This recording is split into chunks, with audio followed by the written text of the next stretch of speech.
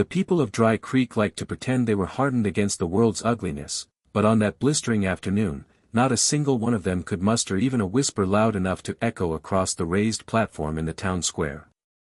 The silence was the kind that pressed against the ribs, heavy and reluctant, as if every breath taken carried the weight of guilt. Ayanna stood at the center of that strained stillness, wrists bound in coarse rope, her chin lifted only enough to hide the war of terror and defiance burning behind her eyes. Her suede garments, dust-stained and frayed at the edges, swayed with each small shift of her weight. She fought to preserve even a sliver of dignity, though the men watching her weren't looking for humanity, only for a bargain. She was being offered at half price, as Marshal Cade put it in his harsh, practiced tone, sharpened by years spent enforcing a brittle version of law in the territories. He announced it again, his voice echoing off the false front buildings lining Main Street. The town council, impatient with the trouble the Claiborne riders were stirring up, had ordered the sale concluded before the territorial officers arrived. But no matter how low Cade set the price, not a single hand rose. The townsfolk exchanged uneasy glances, all aware of the real reason they hesitated. Across the street lounged the Claiborne riders, lean, sun-leathered men with wolfish grins and fingers that hovered near their gun belts. They were the reason Ayanna stood on that platform, accused of stealing a horse after being seized near their camp. Anyone with enough sense to look at her could see the accusation didn't fit her spirit. She carried the bearing of someone used to living with the land, not plundering it. But the riders were a power unto themselves, and power in the West had a habit of reshaping truth into whatever best suited a gunman's needs. No one in Dry Creek dared intervene. Ayanna's breaths quickened. The rope chafed her already raw skin, but she refused to let her fear show more than it had to. Marshal Cade cleared his throat and tried again, voice harder now, warning that if no one took custody, he'd have no option but to hand her back to the riders. A murmur rippled through the crowd, fear, shame, and something like helplessness. Everyone knew exactly what returning to that gang meant. Still, no one stepped forward. Even the horses tied up nearby seemed restless, stamping and tossing their heads, agitated by the tension in the air. Then movement stirred at the back of the crowd. A lone cowboy walked forward, steady and deliberate, pushing past the gathered men with the gait of someone who never acted without first weighing every consequence. Colton Ward, tall, broad-shouldered, and quiet as a winter creek. A rancher who kept to himself, a man known less for talk and more for the kind of calm resolve that made other men think twice before crossing him. The crowd parted for him instinctively, as if sensing this moment would not pass like the others. Ayanna lifted her gaze, and for the first time, her eyes met something other than cruelty or indifference. Colton looked at her as though she were not merchandise, but a person. Someone wronged. He stopped at the base of the platform and raised one hand. Time froze. No one had expected it, least of all the riders. Marshal Cade hesitated, glancing toward them. Their leader narrowed his eyes, jaw flexing, but said nothing.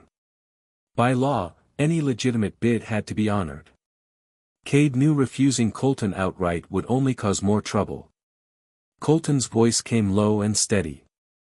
He said he would take responsibility for Ayanna, not as property, but as a wronged woman in need of protection. Cade's jaw tensed. He gave a subtle warning glance, but then struck his hand on the wooden rail, finalizing the transfer under the guise of council regulation. Like lightning cracking through summer air, tension split the square. The riders shoved away from the hitching posts, hands drifting closer to their pistols. Colton didn't flinch. His hand rested near his holster, and the shift of his stance spoke with a clarity words could not, push, and you'll bleed for it. The riders' leader spat in the dirt, promising this wasn't finished. They would come collect what belonged to them. But for now, they stepped back, retreating under a cloud of their own threats. Colton climbed the steps to Ayanna with a measured calm. She stiffened, unsure whether he was another danger wearing a different kind of face. But his voice, when he spoke, was soft in a way she had not heard in days. He told her he wasn't there to own her, only to keep her from the men who dragged her into Dry Creek. Her eyes flickered with something fragile, hope, maybe, or disbelief, as he cut the rope binding her wrists. The crowd dispersed slowly, whispering doubts about the trouble Colton had just taken on. He offered Ayanna his canteen, then gestured toward his horse, not demanding she mount, simply waiting. Giving her a choice. After a heartbeat of hesitation, she nodded. They walked out of town side by side, their shadows stretching long behind them as the sun dipped low. Neither realized yet that the simple act of raising a hand had set wheels in motion, wheels that would grind through secrets, debts, and loyalties buried deep in Dry Creek's dust. Colton's small ranch sat tucked behind a ridge on the outskirts of town, quiet except for the distant lowing of cattle. As they arrived, he offered food and water, then stepped aside, giving Ayanna room to breathe. She watched him silently, weary and exhausted. In her experience, kindness came with a price, and she braced for it. But Colton asked for nothing.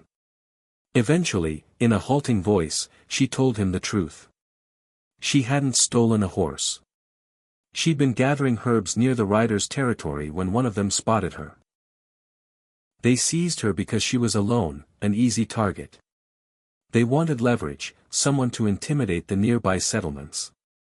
When she tried to escape, they invented the theft to justify holding her. Colton listened, jaw tightening. He believed her without question. The riders had been tightening their grip on the region for months, feeding on fear and the silence it bred. Ayanna asked why he intervened when no one else even met her eyes.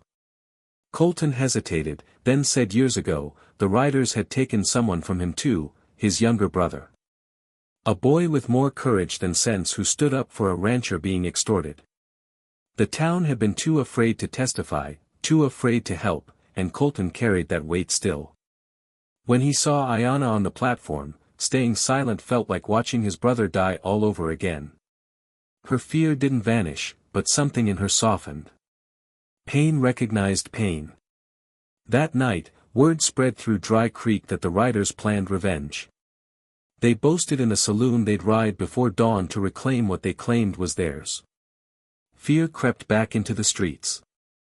Ayanna approached Colton by lamplight, telling him she could leave to keep him safe. He shook his head. Running wouldn't save her. The riders would hunt her no matter how far she went. Instead, he proposed something bold. They would return to Dry Creek and expose the riders, not with bullets, but with truth. Evidence from past crimes still lingered, buried under fear but not forgotten. If they brought it to light, the riders' hold on the town might finally break. The next morning, they rode into Dry Creek together. The riders confronted them instantly, swagger thick as grease, hands on their guns. But before Colton could speak, Ayanna stepped forward. Her chin lifted, her voice precise and steady, she accused the riders before the marshal, the council, and the gathering townspeople. Something shifted in the dust-choked air. Windows creaked open. Doors too. People stepped out, first one, then more, drawn by the sound of a woman who refused to be silent. Men who'd once muttered in secret began speaking, sharing what they'd seen the riders do. Colton told his brother's story. Rage trembled in the marshal's hands. The riders went for their guns, but this time the crowd didn't scatter. The deputies moved in. The townsfolk stood firm.